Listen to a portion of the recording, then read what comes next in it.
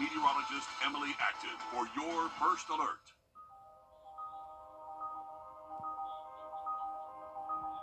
Parker's Kitchen is my new daily coffee stop. Gourmet beans are freshly ground for every cup. Get your own cup of great tasting, freshly brewed coffee at Parker's Kitchen. Live from Augusta, you're watching News 1226 this morning. A peek ahead into your morning, meet the victim of a deadly robbery that happened last weekend. Farmers are getting aid after Helene, and where did a mystery $1.8 billion come from in South Carolina? All that and more in just a minute, but first, here's a live look at Beach Island this morning. And good morning, I'm Audrey Dickerber. We're so glad that you're joining us this morning. And man, Chris, this weekend, the weather doesn't seem like it's going to be too crazy, but next week, sounds like we might get another chance for some snow. Chris? Sorry, I'm turning on the TV. Slower start to our morning. Good morning. Hello, it's 6 o'clock. Your show has started. Please turn on your monitor. But yes, here's your dog walk forecast. I'll leave that one for the blooper reel. Lexi and Boo are starting us off with a little nice, friendly dog walk forecast. It's going to have some light rain. It's the dog and cat walk edition this morning. 48, it will be a cool rain by 11 o'clock. We're going to have two areas of rain today. One this morning through early afternoon. Then much of the afternoon will be dry. There will be a second area of rain coming in here tonight. You'll want to keep that in mind for your maybe evening cat or dog walk forecast. Radar Network is showing rain across much of the CSRA, but if you walk outside, there's a good chance it's not actually raining outside. This is what we call Virgo, where the air at the surface is too dry and the rain's falling out of the clouds. It's just evaporating before it hits the ground. This heavier rain back to the west will certainly make it to the ground, and over the next hour or so, we are going to start seeing the rain beginning to fall, and we may be having a few drops of rain out there, but you see our parking lot still pretty dry. I-20 fairly dry there in the background as well. Temperatures, well, yesterday we hit 61 after that morning low of 25, so a cold start yesterday. Not a bad finish. In fact, I think that 61 may have been the warmest day of the year so far. It's not going to be that warm today, but overall, kind of a mild day. Afternoon, not bad with those temperatures steady in the mid-50s. Right now, we're in the mid-40s across the area, but as that rain falls into the dry air, it will cool our temperatures into the low to mid-40s over the next couple of hours, and it's going to take a while to get out of the 40s. Right now, 46 at the Georgia Welcome Center, 45 in Graniteville. High temperatures are not going to be very high at all as we head toward Monday and Tuesday. Low temperatures even worse, down to 20 degrees Tuesday. Precipitation moving in here as well. That 60% chance on Tuesday will not be liquid rain. It could actually be some snow. We'll talk more about that possibility in the full forecast coming up. We're following breaking news from overnight. The Harlan Police Department says a father has been arrested after their child shot himself with his parents' gun. Officials say the Harlan Police Department responded to the 200 block of North Fairview Drive just after 8 p.m. on Thursday, January 16th, in reference to a shotgun wound. Deputies say they offered aid to the juvenile until the fire department and EMS arrived. Now, according to officials, the child found an unsecured gun in his father's room and shot himself in the shoulder. Deputies say the child was alert and conscious and is expected to make a full recovery. But Spencer Johnson has been arrested for cruelty to children in the second degree and has been transported to the Columbia County Detention Center. According to officials, in this case is still under investigation. In a smoke shop, employee shot and killed during an armed robbery. Authorities say 3 suspects then led them on a high-speed chase, crossing county lines from Richmond to Burke County Friday night. One of those 3 suspects is now in custody, 22-year-old Terrence Walker. Authorities say he was the driver in this chase. The other 2 suspects are still on the loose. The victim in this case was just 29 years old, and his loss is already being felt in our area. It definitely is. I spoke to several people in the South Augusta community today currently mourning the loss of Jordan. That's what his friends knew him as, and they say he had the kindest heart. 29-year-old Jordan Rubio was working at his smoke shop when police say 3 armed robbers came in and and someone shot him. Nothing in that vape shop was worth Jordan's life. Mia Posey owns a shop right near the one Jordan owns with his two brothers. When the police came to my door, I texted him, I'm like, please, like, let me know, like, you're okay. Like, I'm calling, he didn't respond. I've called him before, and he's, like, responded. So just when he didn't that day was just like, dang, I already knew what was going on. And now Posey is left reflecting on their last words. I text him, get home safe, and he texted me and was like, you too. To know, like, that was, like, one of the last things we said to each other was just like, I made it home, but he wouldn't. And now his death sending shockwaves through South Augusta and leaving a community mourning.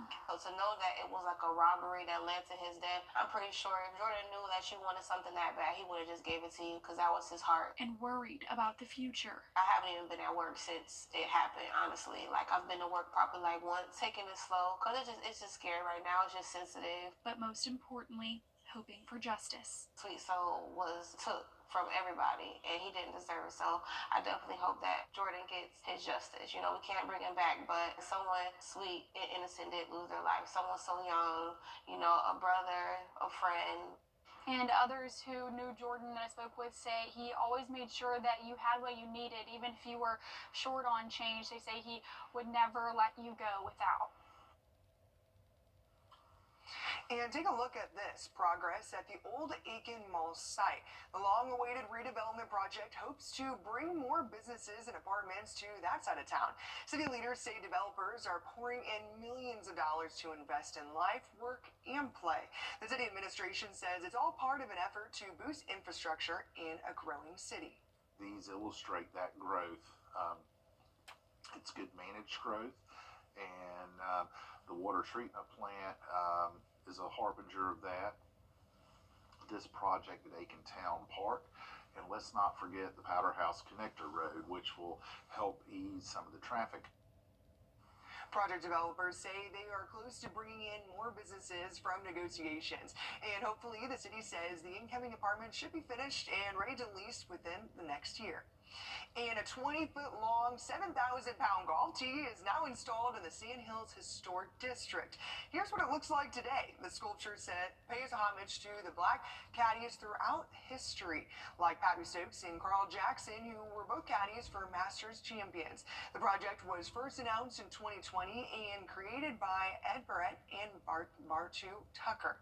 And here's a closer look at the monument from November when we last checked in on its progress. The people behind this project say it's a way to highlight the caddy profession, which was not always as celebrated as it is today. The idea of what the monument would look like changed throughout the years, but the location always remained the same, the neighborhood adjacent to the Augusta Country Club. What is next for the project is landscaping, also for the aesthetics appeal, and also to create a buffer for safety. And we also hope to have inscribed bricks who will also honor additional people who were involved in African American golf heritage. The monument will remain covered until its unveiling. No word yet on when that will be, but we'll be sure to keep you posted. And Hurricane Helene survivors in all of our local South Carolina counties now have more time to register for the Disaster Unemployment Assistance Program. The new deadline is January 28th. Those counties include Aiken, Allendale, Bamberg, Barnwell, Edgefield, McCormick, Orangeburg, and Saluda. If you live in any of those counties, FEMA says you could receive unemployment assistance up until April. You can apply on South Carolina Department of Employment and Workforce website. And Georgia farmers are still facing a long uphill battle towards recovery after Hurricane Helene. It's been nearly 4 months now since the Category 1 hurricane hit our area, bringing devastation unlike anything our area has ever seen. As your Sydney Hood reports, that means Georgia farmers are also navigating uncharted territory. At Hillcrest Farms, life is like a spa. Mark Rogers treats his black and white beauties like royalty. And you might say his blessings are overflowing. We didn't have any deaths from all this. All the livestock was fine, and so we do have the ability to recover from it. Most of what they lost is replaceable. Our biggest loss was our commodity barn, which has about 14 giant bays with about 8 or 10 semi-loads of feed that were getting drowned because the roof was completely gone. Most of the walls were gone. But within days, We found a barn building crew to come in, start the repairs, and within about 3 weeks, we had it completely renovated and back up. Recovery is all around. This report from the University of Georgia estimates Hurricane Helene will cost Georgia's economy at least $5 billion in agricultural and timber losses. The storm impacted every crop Georgia farmers produce, from cotton to pecans to dairy to cattle. You know, after several days of wet, soggy feed, which is what we had on hand, they were lower on production, and we had about a 2-week slump in production for the entire herd. But stronger than the passage of time, My family's been here since 1941. We hope we're here for another 100 years. is this farm's ability to rebuild. Endearing Sydney Hood on your side. Not a bad day out there Friday after a frigid start at 25. The high rebound at 61. It was actually warmer than average on Friday afternoon, but we have a whole lot of cold weather in the forecast and a little bit of wintry precip in the forecast as well. We'll have all the details when we come back. And here's some events for your weekend. We'll be right back. A brand new product developed for roof savers claims to be able to strengthen your roof shingles, adding up to 17 years to its lifespan. It's called Wrdw 17 with rock lock technology, and we put it to the test in a physics lab. 3, 2, 1. Those little rocks you see flying are called granules. Over time, more of those disappear, and the weaker your shingle becomes. The ratio of chemistries that hold it in, that ratio changes, so it gets more brittle, and the granules are not, they don't adhere as much. That's where Wrdw 17 with rock lock technology comes in. Check out the difference in these two roofs, both 14 years old. Can you hear that difference? Right. Versus... Right, you can really see the difference. Dr. Robert Johnson, a physicist with a doctorate from Oxford, is using a test for shingles trusted by the Underwriters Laboratory. That requires dropping a steel ball from a distance of 20 feet above our sample material and hitting the same location twice in a row. And it has to pass that test 6 times, drop after drop. That one's good.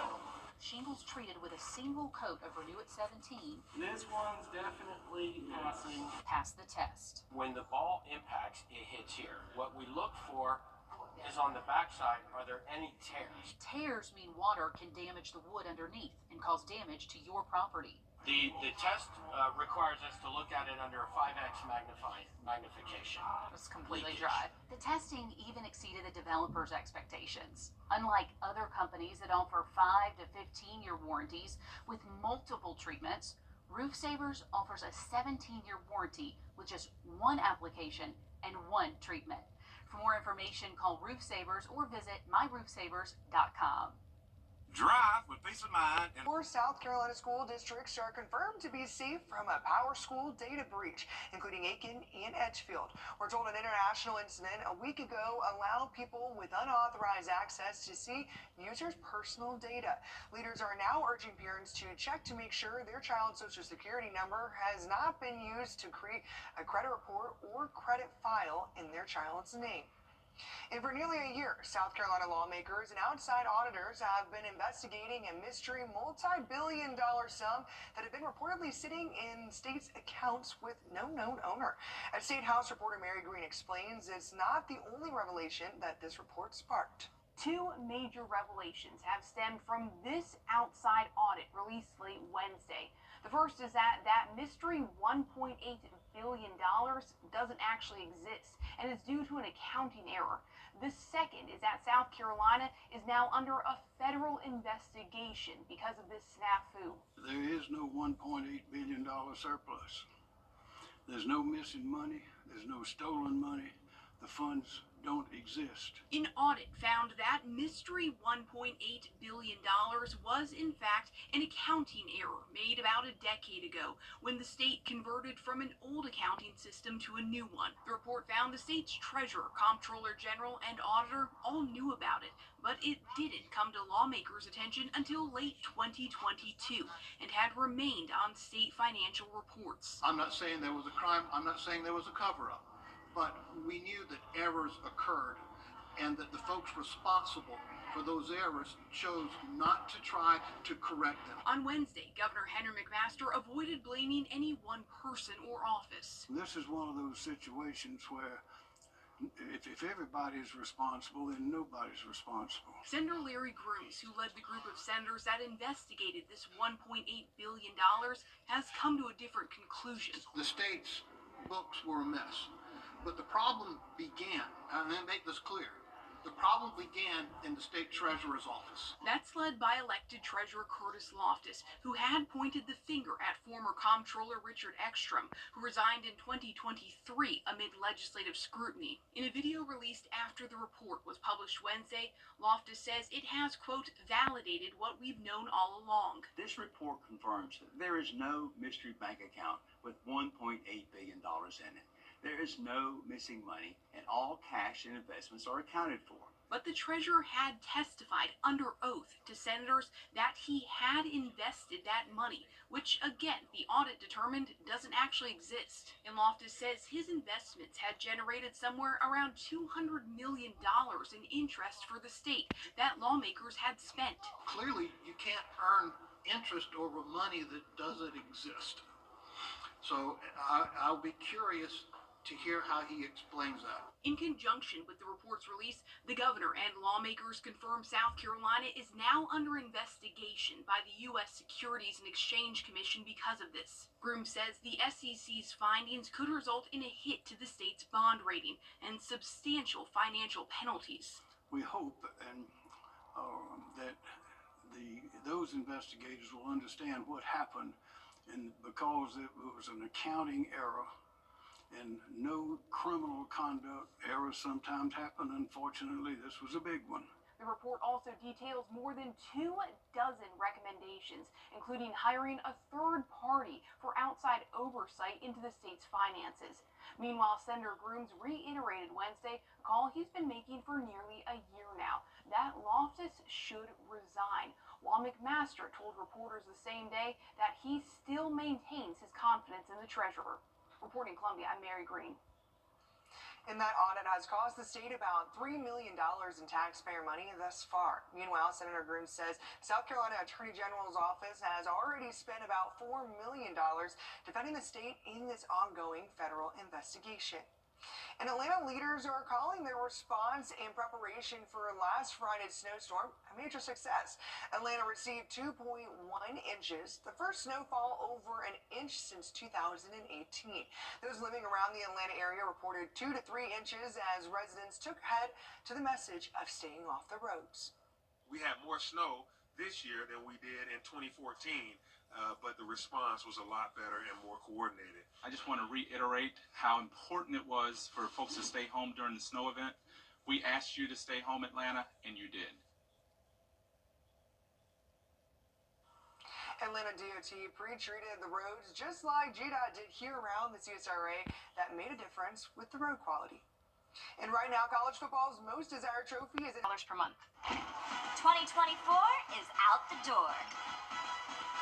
The Rooms to Go New Year sale ends this holiday Monday. Your chance to kick off the new year with new furniture. And of course, all new possibilities. Whether you shop online or in store, it's big with low sale prices. Steroid-free remission are possible with Rinvoq. Ask your gastroenterologist if switching to Rinvoq is right for you. You could pay as little as $0 per month. 2024 is out the door. The Rooms to Go New Year sale ends this holiday Monday. Your chance to kick off the new year with new furniture. And of course, all new possibilities. Whether you shop online or in store, save big with low sale prices on the hottest pieces and coolest packages for your home. But hurry, time is running out. The Rooms to Go New Year sale ends Monday. Accidents happen when you add in the full forecast in just a bit. Thanks, Chris. And we're following breaking news that we heard about overnight. The Harlan Police Department says a father has been arrested after their child shot himself with his parents' gun. Officials say the Harlan Police Department responded to the 200 block of North Fairview Drive just after 8 p.m. on Thursday, January 16th, in reference to a shotgun wound. Deputies say they offered aid to the juvenile until the fire department and EMS arrived. According to officials, the child found an unsecured gun in his father's room and shot himself in the shoulder. Deputies say the child was alert and conscious and is expected to make a full recovery. Spencer Johnson has been arrested for cruelty to children in the second degree and has been transported to the Columbia County Detention Center, according to officials. And this case is still under investigation. And two of our biggest Georgia counties are looking to opt out of a new tax law meant to save homeowners money. This new law changes how local governments look at property taxes with a homestead exemption and has a one-time chance for counties to opt out. Your city hood was outside the Richmond County Board of Education building on Broad Street, where the first of 3 public hearings was held this week. Well, only a couple of people spoke to the board, including Augusta's former mayor, Bob Young, who also spoke to commissioners on Monday. He says there's no need for these public hearings because the public hearing was held in November when more than 60% of Richmond County voters voted yes to the homestead exemption, but as stated in the law, these public hearings are required. If you ask most homeowners about a tax break, Groceries are going up, everything's going up. you'll find many agree with Jerry Street. That's going to hurt a lot of people, especially on older people that are on fixed income. Homeowners like Jerry want their voices to be heard. It's a pretty complex topic, so we took our questions to the chief appraiser in Richmond County. So, for example, if your property increased 10% due to inflation, but the cap was 5%, you would be taxed at basically 5% above what your prior year value was, and anything beyond that, that additional 5% would be exempted. Scott Roundtree says the opt-out procedure varies because some counties have floating homestead exemptions in place. Really, the only properties that would benefit are one, if you have a homestead, and your property value over time continues to appreciate at a rate higher than whatever the cap is, and you'll see a long-term benefit to this. So that's a question that the commission has to ask: is do we think this benefit is great enough to shift that burden or not? As for homeowners like Jerry, he wants those in charge to consider how this will impact him in the long run.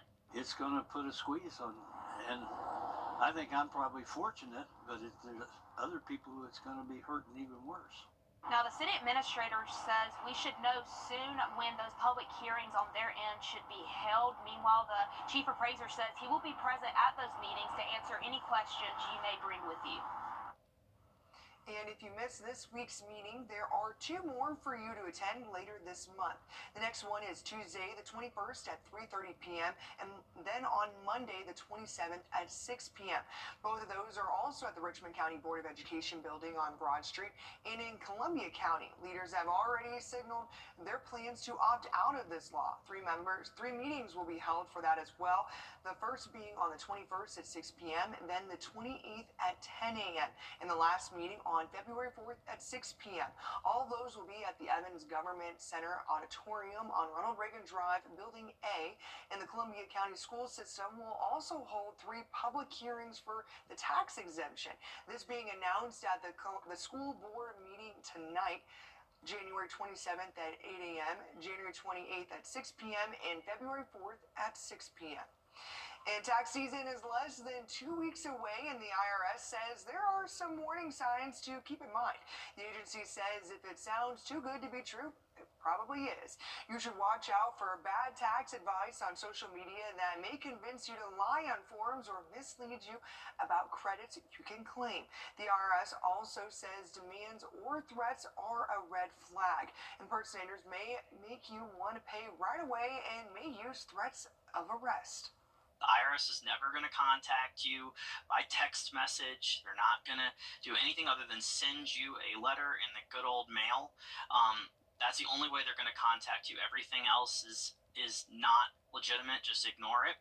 And the other thing is I'd recommend that all folks, once you have all your documents, file as soon as possible. It minimizes your risk of identity theft. And that's a really important thing, unfortunately, this time of year. The deadline for both South Carolina and Georgia is on May 1st. It was extended because of Hurricane Helene. On your side. Brewed coffee at Parker's Kitchen. Live from Augusta. You're watching News 1226 this morning. A peek ahead into your newscast. Home assessments are starting, and they could be different due to Hurricane Helene. We have an update to an I-Team story we brought you last year. And Governor Kemp gave his State of the State address this week. All that and more in just a minute. But first, here's a live look at downtown Augusta this morning. You see those raindrops kind of covering our screen there this morning. But good morning. I'm Wrdw. We're so glad that you're joining us this morning. And speaking of rain, Chris, I mean, I was running away from that rain this morning as I was coming into work, and I couldn't help but think, I'm like, this could be some snow next week. It could, or even in a couple of days. Yes. We don't even have to wait a whole week. We'll tell you more about that coming up in just a bit. But let's talk about that rain out there early on for your morning dog walk. A little Butterbean may get wet unless he takes along his galoshes and his raincoat early on this morning. But at least the temperatures are warm. It is 53 degrees by 10 o'clock. We're 54 all the way up to 58 by 1 o'clock. That's where the good news ends. After that, temperatures tumble into the 40s by late afternoon, and you don't even want to know where they're going tonight and into tomorrow. So we'll tell you more about that coming up in just a moment. There's a look at the rain on radar this morning. It's not a whole lot of rain, but we do have local downpours around Columbia, Richmond County, over into Aiken and Edgefield County this morning. One little heavier batch of rain there in Edgefield County. Off to the west in southern McDuffie County, a heavier pocket of rain that stretches back into Glasscock County. Everything moving to the northeast. This is going to last for a couple of hours, maybe 8, 9 o'clock, and then from then on out, we're dry and we'll start getting colder as an Arctic cold front comes through here. 1 o'clock in the afternoon, temperatures in the mid-50s in Augusta, but look at the cold air already coming into Wilkes County there. By 5 o'clock in the afternoon, we're all down into the mid-40s, winds gusting 30, 35 miles per hour today. Definitely a blustery day, and the winds really don't die down tremendously overnight, so we're going to wake up tomorrow morning with the actual temperature in the lower 20s. Wind chills tomorrow morning down around 15 degrees, and these are your afternoon temperatures tomorrow, but at least we'll have plenty of sunshine. So enjoy these mild temperatures while they last. Upper 50s happen about 1 o'clock in the Augusta area. Current temperatures right there around 55 in Barnwell. We'll tell you about that chance of snow headed our way and how much we think we could get in the full forecast coming up. Thanks, Chris. And property assessments happen every year in every county. But this year, things could look very different thanks to Hurricane Helene. The storm damaged hundreds of homes, which could affect how much your property is valued. Your Hallie Turner tagged along with an appraiser in Columbia County. The chief appraiser in Columbia County tells me that after Helene, they did initial assessments on a lot of homes to see the damage, but they're concerned there may be some that they missed just because of how much damage there was. And even though they are boots on the ground going door to door, they still need your help. New year, new values. We've got approximately 61,000 parcels in the county that have structures on them. Property values. And they're all under the microscope in Columbia County. But we're just concerned that, we'll miss some of those properties. And so we're just trying to get the word out, give everybody an opportunity to let us know, hey, you need to come check my house so we can see what we got going on. Crews say they've never had a year like this one.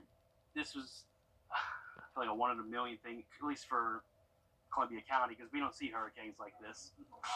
Step by step. I've gone from a home that was just been completely destroyed and they just demolished it to maybe just fixing the roof here and there. And line by line. This would make note that a fence was destroyed. Charlie Frizzy and his team of 6 other Columbia County appraisers are hitting the streets, identifying and assessing homes damaged by Helene. Siding, yeah, the fence, sort of the fascia over the supports right there. So just anything that could decrease the value just from the damage. Damage lowers the value and in return could give the homeowner a tax break. We'll make those adjustments. It's going to help you out this year on your tax bill while you're trying to get these things repaired. But even if your home has been repaired, they're asking you still give them a call. Telling everybody, if you had an insurance adjuster come out, and give you an estimate, or a contractor, anybody that's giving you any kind of estimate for those damages will be, if you can get a copy of that and have a copy of that ready to give to us so we can put on file, and we'll use, the kind of numbers that we're getting from these folks to help us in that determination of value.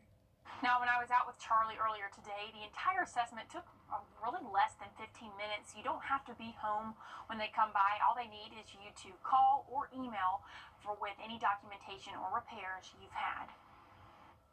And if you haven't reported any damage at all, we have a link on our website at wrdw.com where you can reach out. And they say the sooner the better. And human trafficking is up across South Carolina and Aiken County. South Carolina Attorney General Alan Wilson released the annual Human Trafficking Task Force report for 2024 this week.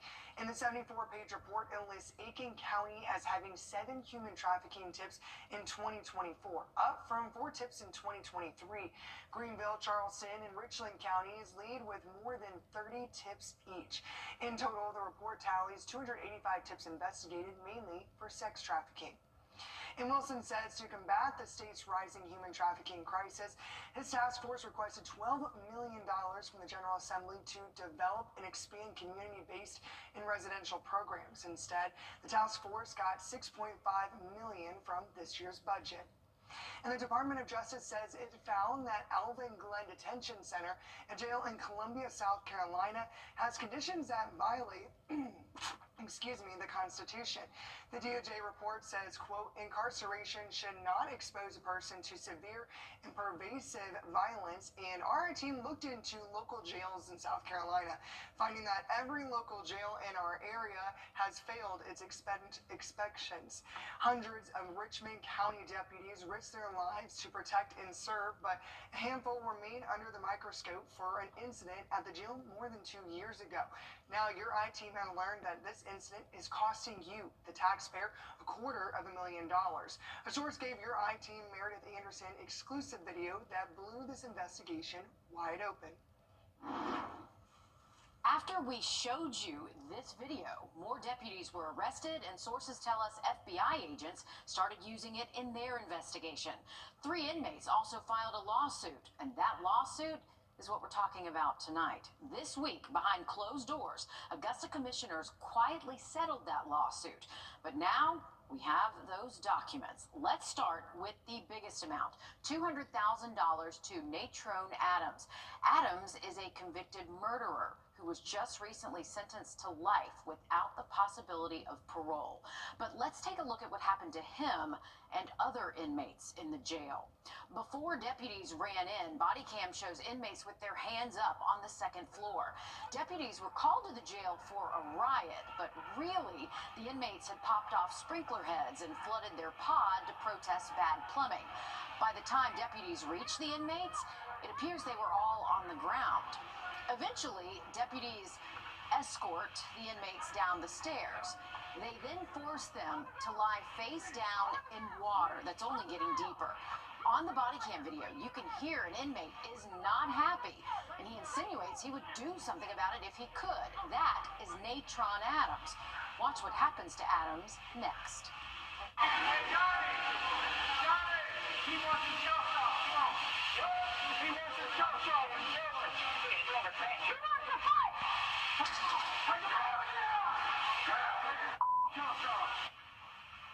The body cam captures deputies removing his cuffs, but before he even stands up, take a look at this. He's punched, then tackled to the floor, the flooded floor, with a deputy's arm around his neck.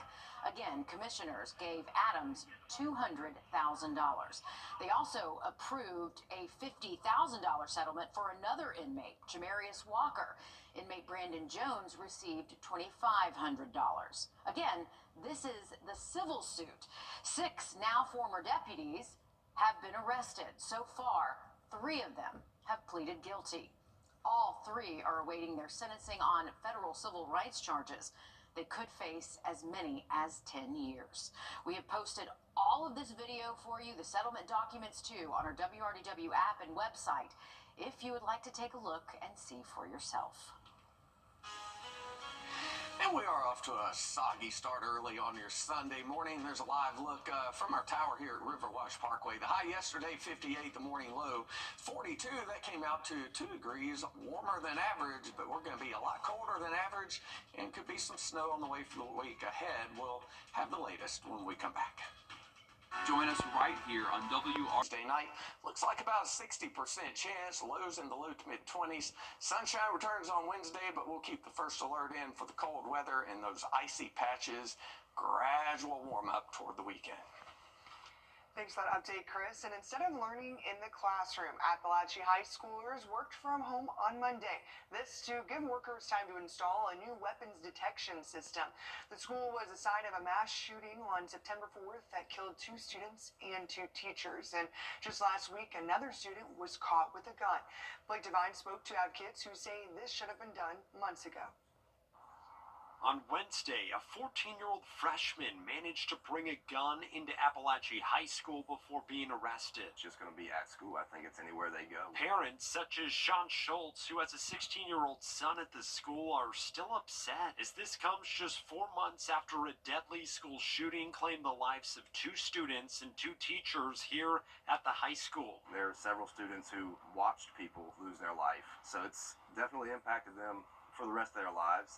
And it was discouraging, I think, to the most of them that I had spoke to that nothing was happening. Late last week, the Barrow County Board of Education held an emergency meeting, unanimously voting to purchase and install an open-gate weapons detection system at all 3 of its high schools. In my mind, should have been step 1 from the beginning.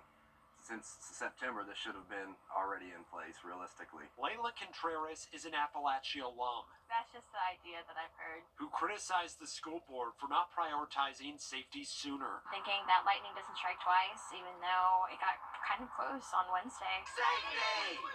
Now! For the first time since September, students and parents have hope with this new safety measure being put in place. They have a sense of relief. School should be a place for learning, and they shouldn't have to be in fear all the time. Just the kids knowing that there are starting to be things put into place to prevent that kind of stuff from happening, I think is, for my son personally, I know is a huge relief for him. For now, the plan is for students to return to campus this week with the new weapons detection system. And Georgia State leaders are pushing for transparency after a deadly explosion at a Tyson Foods plant. This happened on December 27th in Camilla, where authorities say an explosion in part of the meat processing facility started a fire that lasted for hours. Part of the building collapsed, falling onto an 18-wheeler. The wife of the driver was sleeping inside and was killed. Several others were injured in the explosion as well, and weeks later, it's still not clear what caused the explosion. Now, U.S. Senators Raphael Warnock and John Ossoff, alongside Congressman Sanford Bishop Jr., are calling for OSHA to update the public on the results of the investigation.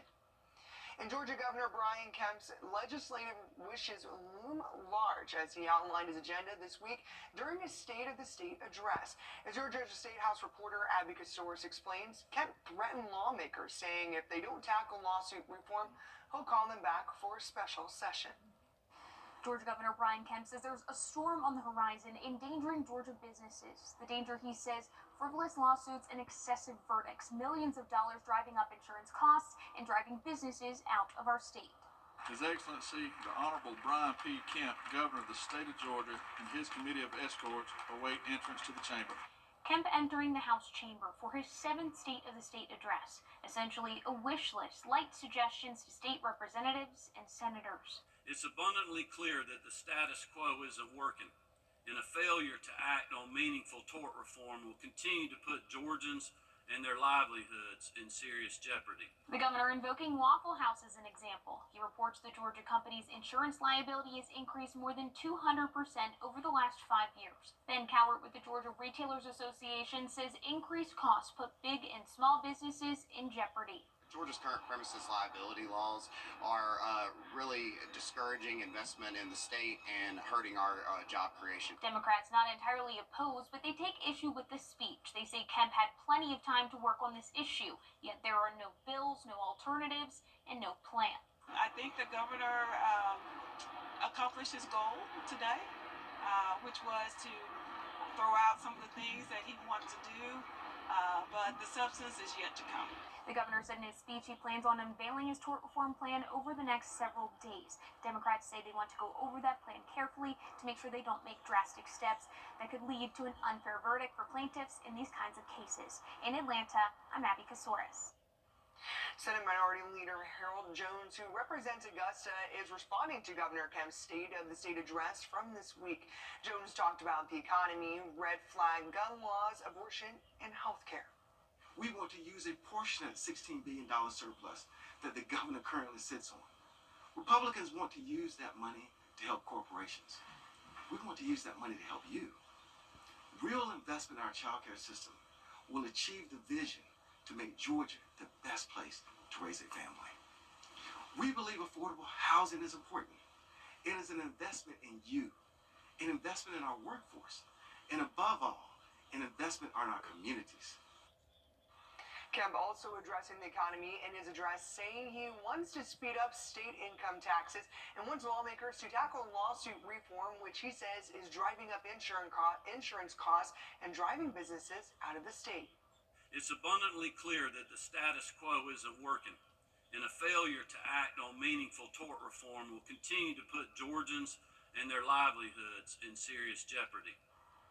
The governor says he will be unveiling a reform plan over the next few days. For a full breakdown of the address, go to Wrdw.com. It's going to be a windy afternoon at the lake. Probably not the best afternoon to go to the lake. West winds at 15 to 25, gusting near 35 at times. That'll bring in some very cold weather. The water temperature right now, 48. We'll talk more about the cold weather and have a look at your work week travel forecast when we come back. This weekend in Augusta, save-ons at nationalhottub.com. Welcome back. Well, Progressive Soup has released chicken noodle soup flavored cough drops, calling it soup you can suck on. The hard candy tastes similar to Progressive Soup. It is only available this month on the Progressive website. The drops come in a container that looks like a soup can along with an actual can of soup. Honestly, it seems like I could use some of that right now. Me, like everyone else, has been fighting a constant cold these past few months. I swear, it's been a mess. But this, you know what this makes me think of? Chicken-flavored cough drops is a little odd to me, but I keep thinking in my head whenever it's like, oh, it just tastes like chicken. Like with everything else you have. Now we have a cough drop that we can say, like, oh, yeah, it actually tastes like chicken. Chicken with a little menthol thrown in there, maybe. Yeah. I wonder what it is about chicken soup that helps. Is it the warmth? Is it the fact that everybody kind of grows up on it? Like it just continued along the lines of like, yeah, when you're sick, that's just what you have. I don't know. I believe in keeping my food and my candy separate. Candy should be sweet, food should be savory. But anyway, let's talk about our bird watching forecast because we're running out of time here. 53 degrees. After an accident, consider this. Insurance companies track the results of law firms. They know which ones ignore lowball offers and file lawsuits, and which ones have never seen the inside of a courtroom. If your lawyer has a reputation for settling cheap, what kind of offer do you think you'll get? I'm Austin Jackson. At my law firm, insurance companies respect us because we stand up for our clients. Injured? Call Austin Jackson, the Augusta guy. 706-724-7224.